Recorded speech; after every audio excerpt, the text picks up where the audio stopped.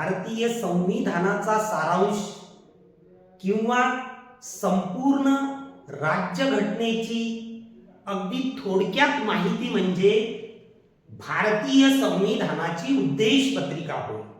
आणि ती उद्देश पत्रिका एकूण 3 विभागाद्वारे आपल्याला जाणून घेता येईल, अभ्यासता येईल.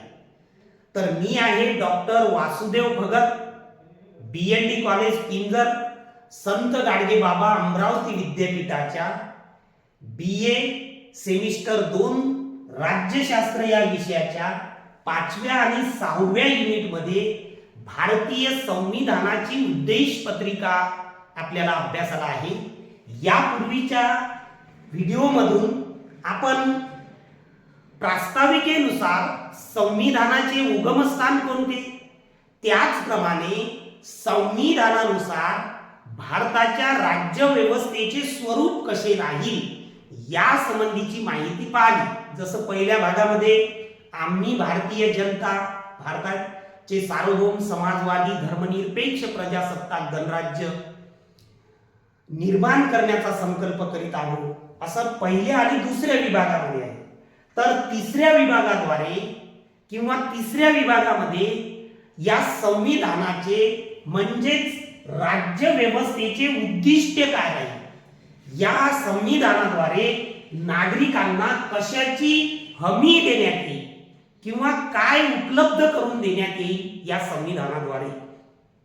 तर या संविधानाद्वारे भारतातील प्रत्येक नागरिकाला न्याय, स्वातंत्र्य, समता आणि बंधुत्व प्रदान करण्यात येईल किंवा तशा प्रकारची कायदेशीर हमी देण्यात येईल.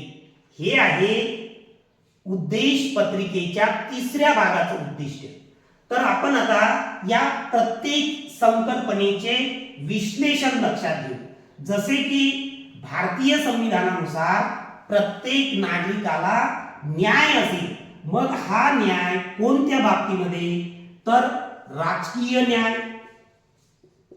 राजकीय न्याय म्हणजे राजकीय अधिकार, म्हणजे मतदानाचा, निवडणूक लढविण्याचा, राजकीय पद भूषविण्याचा, अशा प्रकारे राजकीय न्याय असेल.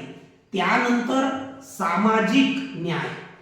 सामाजिक न्याय म्हणजेच समाजामध्ये जीवन जगताना, वावरताना स्त्री पुरुष जात धर्म या आधारे कोणत्याही प्रकारचा मतभेद केला जाणार नाही, असे या न्यायाच्या संकल्पनेमध्ये अभिप्रेत आहे.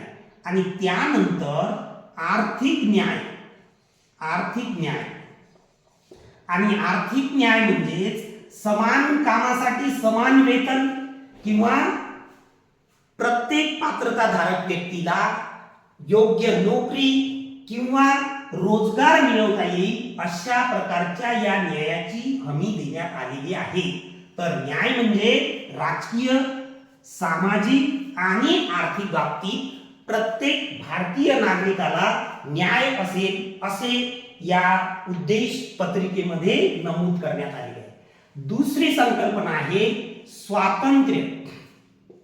आणि मग हे स्वातंत्र्य या उद्देश पत्रिकेच्या नुसार म्हणजेच संपूर्ण संविधानामध्ये जे काही मूलभूत हक्क, वेगवेगळे अधिकार दिलेले आहेत, त्यानुसार कोणकोणत्या बाबत असेल त्या संबंधीची ही माहिती असेल. तर स्वातंत्र्य विचार, उच्चार, श्रद्धा, उपासना, म्हणजेच विचार मांडण्याचे किंवा विचार लिहिण्याचे स्वातंत्र्य, मुद्रण स्वातंत्र्य याला म्हणतात. आणि उच्चार म्हणजे बोलण्याचे स्वातंत्र्य, हे सुद्धा यामध्ये समाविष्ट होते. तसेच आपली श्रद्धा जोपासण्याचा सुद्धा अधिकार या स्वातंत्र्यामध्ये आहे. आणि आपल्या धर्मानुसार उपासना करण्याचा सुद्धा अधिकार आहे. या सर्व बाबतीत प्रत्येक नागरिकाला विश्वास म्हणजे विश्वासाची हमी देण्यात आलेली आहे. तर अशा प्रकारे या उद्देश पत्रिकेनुसार राज्य व्यवस्थेचे उद्दिष्ट निश्चित करून न्याय, स्वातंत्र्य आणि समता व बंधुता या बाबतची हमी देण्यात आलेली आहे. तर हे दोन भाग आपण पाहिले, या संबंधीची माहिती पाहिली, कोणत्या बाबतीत न्याय असेल, कोणत्या बाबतीत स्वातंत्र्य असेल. आता आपण पाहू समता. समता म्हणजे सारखेपणा नव्हे, तर समतेचा शब्दशः अर्थ दर्जा आणि संधीची समानता. दर्जा आणि संधीची. आता त्याचा आणखी थोडा सविस्तर अर्थ म्हणजे असा की समता म्हणजे सारखेपणा नव्हे, तर समता म्हणजे वर्गवारीनुसार समानता. म्हणजे अगदी काही दिव्यांग मुलं मुली व्यक्ती असतील तर त्यांच्यासाठी वेगळी व्यवस्था करण्यात येईल, म्हणजे वर्गवारीनुसार समानता. किंवा स्त्रियांसाठी वेगळी व्यवस्था, मागासवर्गीयांसाठी वेगळी व्यवस्था.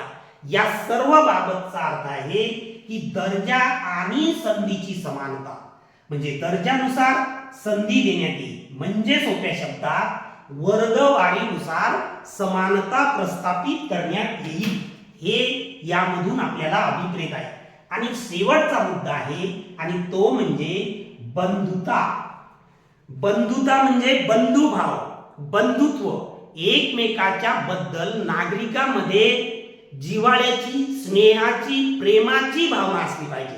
परंतु त्याबाबत सुद्धा काही मुद्दे किंवा काही बाबी नमूद करण्यात आलेल्या आहेत. जसं की व्यक्तीची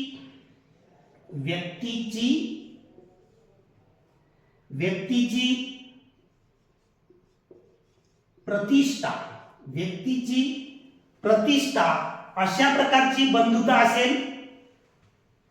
आणि राष्ट्राची निष्ठा, राष्ट्राची निष्ठा याबाबतची ही बंधुता असेल. व्यक्तीची प्रतिष्ठा जोपासली जाईल आणि राष्ट्राची निष्ठा जोपासली जाईल, याप्रमाणे बंधुता असेल. अशा प्रकारे भारतीय संविधानाच्या उद्देश पत्रिकेनुसार संविधानाचे उगमस्थान ही जनता आहे असं आपण पाहिलं. त्याचबरोबर आपल्या देशाच्या शासनाचे स्वरूप सार्वभौम, समाजवादी, धर्मनिरपेक्ष आणि प्रजासत्ताक स्वरूपाचे राहील, हे सुद्धा आपण लक्षात घेतलेले आहे. आणि आजच्या तासाला भारतीय राज्यव्यवस्थेचे उद्दिष्ट काय राहील, म्हणजेच नागरिकांना कशाची हमी देण्यात येईल, तर ती हमी न्यायाची हमी असेल, स्वातंत्र्याची हमी असेल, समतेची हमी असेल आणि बंधुतेची हमी असेल. हे आहे भारतीय संविधानाच्या उद्देश पत्रिकेतील 3ऱ्या भागाचे उद्दिष्ट. तर यामधून तुमच्या लक्षात आलं असेल की संविधानाच्या उद्देश पत्रिकेतील 3ऱ्या भागामध्ये हे संकल्पना नमूद करून या आधारे न्याय, स्वातंत्र्य, समता आणि बंधुतेची हमी देण्यात आलेली आहे. तर आपण हा व्हिडिओ पुन्हा पहा, समजून घ्या. आपल्या BA अभ्यासक्रमाबरोबरच विभिन्न स्पर्धा परीक्षेच्या दृष्टिकोनातून सुद्धा हा व्हिडिओ किंवा ही माहिती अतिशय महत्त्वपूर्ण आहे, हे लक्षात घ्या. आपल्या मित्रांना हा व्हिडिओ शेअर करा. आपलं चॅनल सुद्धा सबस्क्राईब करा, म्हणजे अधिकाधिक विद्यार्थ्यांपर्यंत ही माहिती पोहोचेल. धन्यवाद.